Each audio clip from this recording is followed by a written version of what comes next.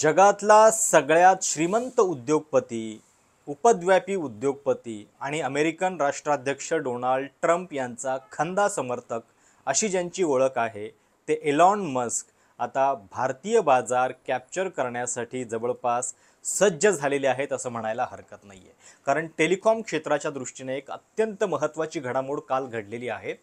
एरवी तर आपण देशामध्ये मेक इन इंडिया किंवा आत्मनिर्भर भारतच्या घोषणा खूप ऐकत असतो, पण या सगळ्याला बाजूला सारणारी एक घडामोड टेलिकॉम क्षेत्रामध्ये घडलेली आहे.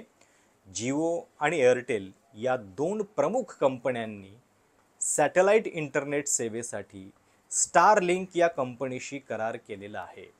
आता ही स्टारलिंक कंपनी एलॉन मस्कची आहे.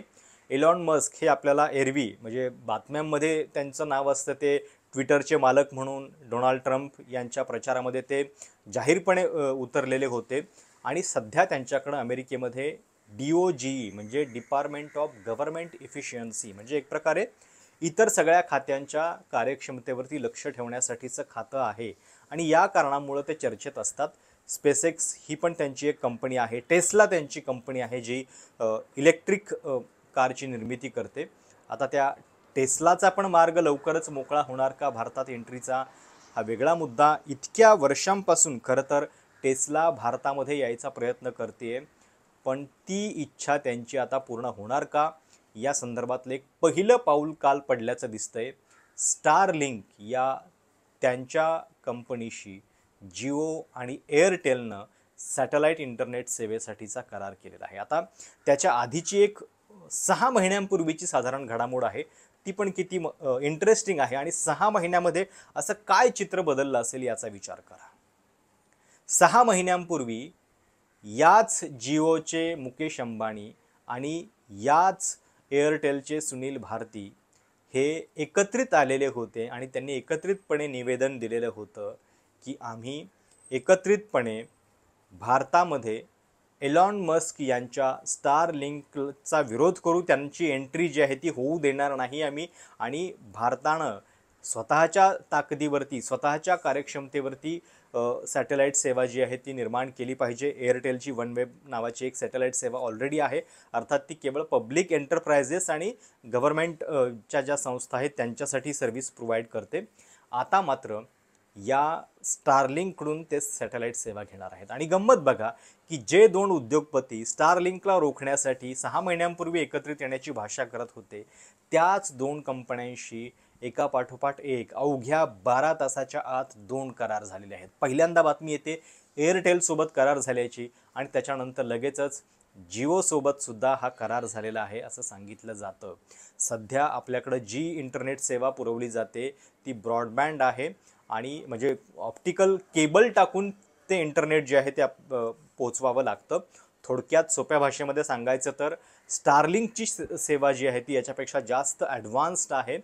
एक जास्त ताकदीचं इंटरनेट जे आहे, जास्त क्षमतेचं, ते अगदी खेडोपाड्यात आणि दुर्गम भागामध्ये सुद्धा पोहोचवू शकेल अशी ही सॅटेलाइट इंटरनेटची यंत्रणा असते, ज्याच्यामध्ये थेट डिश बसवून तुमच्याकडं इंटरनेट सेवा जी आहे ती पुरवली जाते. जगातल्या जवळपास 100पेक्षा जास्त देशांमध्ये ऑलरेडी स्टारलिंक जी आहे ती सेवा पुरवतंय आणि आता त्यांची भारतातली एंट्री जी आहे ती सुद्धा जवळपास सुकर झालेली आहे. पण ही एंट्री जेव्हा झाली, ती एंट्री जाहीर झाल्याचं म्हणजे भारतानं त्याला अधिकृत परवानगी दिलेली आहे की नाही भारत सरकारनं, याच्याबद्दल अजूनही थेटपणे कुणी बोललेलं नाही आहे.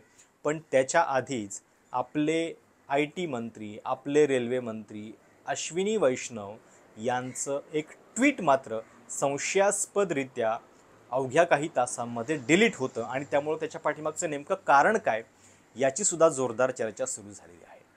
काय गेलेलं होतं अश्विनी वैष्णव यांनी, तर त्यांनी ट्विट केलं पहिल्यांदा की Starlink welcome to India will be useful for remote area railway projects. म्हणजे इतक्या घाईघाईनं, म्हणजे काही औपचारिक घोषणा होण्याच्या आधीच सरकारकडून अशा पद्धतीनं ही एंट्री स्टारलिंकची झाल्याचंच जणू त्यांनी जाहीर केलेलं होतं.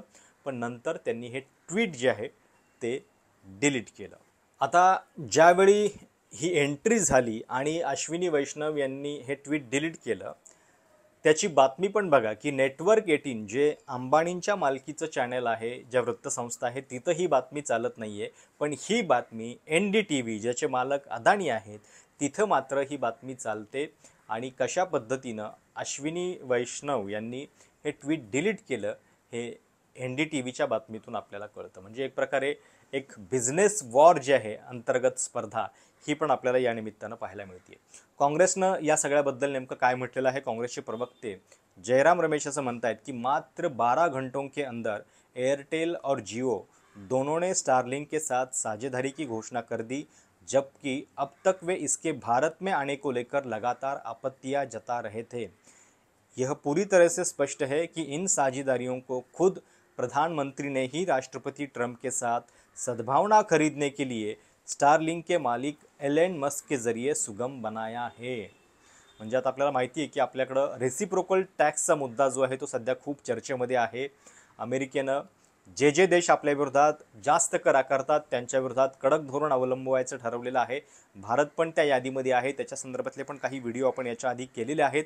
आणि आता अचानकपणे जर एलॉन मस्क यांच्यासाठी हा इतका मोठा रस्ता सहज उपलब्ध करून दिला जात असेल तर याचा अर्थ त्याच्या बदल्यात काही डील झालेली आहे का, हा सुद्धा महत्त्वाचा प्रश्न आहे. आणि सगळ्यात महत्त्वाचं म्हणजे हा मुद्दा जो आहे तो देशाच्या राष्ट्रीय सुरक्षेशी निगडीत आहे.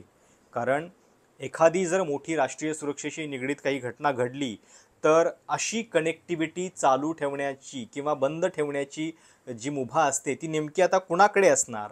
स्टारलिंककडे असणार की भारतात त्यांचे जे पार्टनर आहेत त्यांच्याकडे असणार, की सॅटेलाईट आधारित अशा पद्धतीची कनेक्टिव्हिटी देताना काही अटी शर्ती सरकार टाकणार आहे?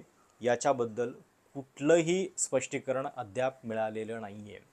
याच्या आधी आपण बघितलेलं होतं की भारत पाकिस्तान सीमेवरून अवघ्या 10 किलोमीटर अंतरावरती एका सोलर प्रोजेक्टसाठी अदानींच्या कंपनीसाठी नियम कसे शिथिल करण्यात आलेले होते. याच्या आधी सुरक्षेसाठी हा नियम जो आहे तो इतकी वर्ष पाळला गेलेला होता.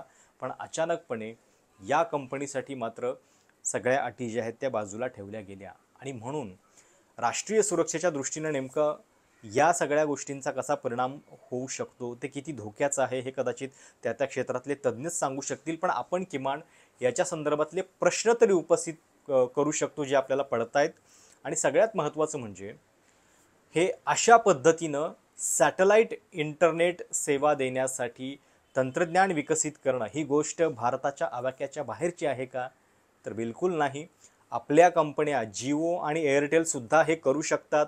मी जसं मगाशी म्हटलं की वन वेब नावाची एअरटेलची कनेक्टिव्हिटी ऑलरेडी आहे. अर्थात ती काही लिमिटेड क्षेत्रांसाठी आहे आत्ता. आणि आता जे स्टारलिंकचं नेटवर्क असेल ते कन्झ्युमर बेस्ड असेल, म्हणजे तुमच्या माझ्यासारख्या ग्राहकांना त्याचा फायदा मिळणार आहे. एका अर्थानं तंत्रज्ञानाच्या दृष्टीनं खूप मोठी घडामोड आहे. म्हणजे याच्याबद्दलच्या उलटसुलट प्रतिक्रिया येत आहेत. काही लोकांना असं वाटतंय की जर टेक्नॉलॉजी आपल्याकडे येते इतकी चांगली, ज्याच्या माध्यमातून ऑनलाईन स्ट्रीमिंग खूप चांगल्या पद्धतीनं होणार आहे आणि वेगवेगळ्या दुर्गम भागामध्ये सुद्धा जर ते पोहोचू शकणार आहे तर आपण त्याचं स्वागत केलं पाहिजे. दुसरीकडे काही लोकांचं म्हणणं आहे की जी गोष्ट आपण करू शकतो त्याच्यासाठी अमेरिकन कंपन्यांचा इतका आपण त्यांच्या पायघड्या घालण्याची नेमकी काय गरज आहे? मग ईस्ट इंडिया कंपनीचं आगमन आणि एलॉन मस्क यांचं हे आगमन याच्यामध्ये काय फरक, हा देखील प्रश्न काही लोक उपस्थित करतात. तुम्हाला या सगळ्याबद्दल नेमकं काय वाटतं कमेंट्समध्ये नक्की कळवा. पण एका गोष्टीचा विचार करण्याची वेळ आहे की ज्यावेळी भारतामध्ये दोन प्रमुख कंपन्यांमध्ये हे टेलिकॉमचं वार सुरू आहे आणि केवळ आता दोनच कंपन्या उरलेल्या आहेत. म्हणजे जिओचा उदय साधारणपणे 2015-16च्या आसपास झाला आणि तिथून अवघ्या दशकभरामध्ये जिओनं सगळं टेलिकॉम मार्केट कॅप्चर केलं. जिओ आणि त्यातल्या त्यात एअरटेल आता या दोनच कंपन्या उरलेल्या असताना या दोनही कंपन्यांशी करार होतो, एका कंपनीशी होत नाही. त्याचं नेमकं कारण काय, हा देखील याच्यातला प्रश्न आहे. आणि स्टारलिंक आल्यानंतर पाठोपाठ एलॉन मस्क यांच्या इतर बिझनेसला सुद्धा भारत अशाच पद्धतीनं पायघड्या घालणार आहे का, हे सुद्धा कळायला हवं. तुम्हाला या सगळ्या गोष्टीबद्दल नेमकं काय वाटतं? आणि टेलिकॉम क्षेत्राशी जर तुमचा काही संबंध असेल तर याच्याबद्दलची अधिक माहिती कमेंट्समध्ये तुम्ही कळवायला हरकत नाही, जेणेकरून आपल्या सगळ्याच वाचकांपर्यंत ती पोहोचेल, सगळ्याच प्रेक्षकांना ती ऐकायला मिळेल. त्यामुळं चॅनल सबस्क्राईब करायला विसरू नका. धन्यवाद.